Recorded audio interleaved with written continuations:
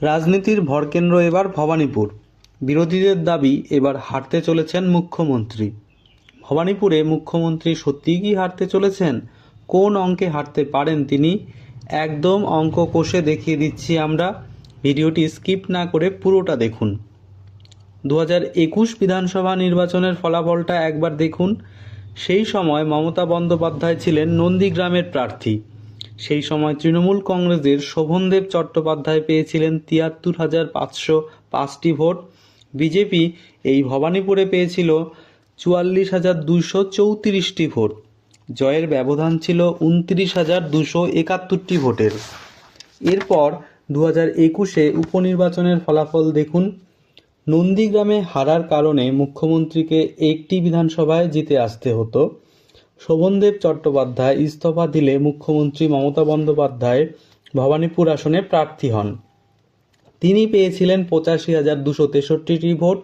বিরোধী প্রার্থী বিজেপি পেয়েছিল 26,428টি ভোট। জয়ের ব্যবধান বাড়িয়ে নিয়েছিলেন মুখ্যমন্ত্রী। জয়ের ব্যবধান ছিল 58,835টি ভোটের। কিন্তু সেটি ছিল উপনির্বাচন। উপনির্বাচনে এমনিতেই শাসকের জয় নিশ্চিত থাকে।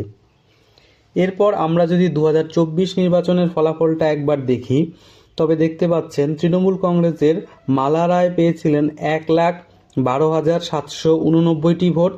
বিজেপির দেবশ্রী চৌধুরী পেয়েছিলেন 78,654টি ভোট। জয়ের ব্যবধান কমে আসে 34,135টি ভোটে। এবার ভবানীপুরে এসআইআরে কত নাম বাদ গেল?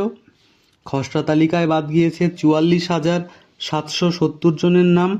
চূড়ান্ত তালিকায় 2,342 জনের নাম বাদ গিয়েছে। বিচারাধীন তালিকায় বাদ পড়েছে 3,893 জন। তাহলে ভবানীপুরে মোট বাদ গেল 51,005 জন।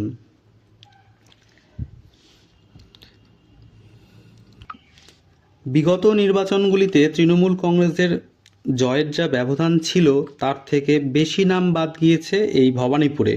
বিজেপির দাবি সব অবৈধ ভোটারের নাম বাদ পড়েছে। কিন্তু এই 51,005টি ভোটের সবই কি তৃণমূলের?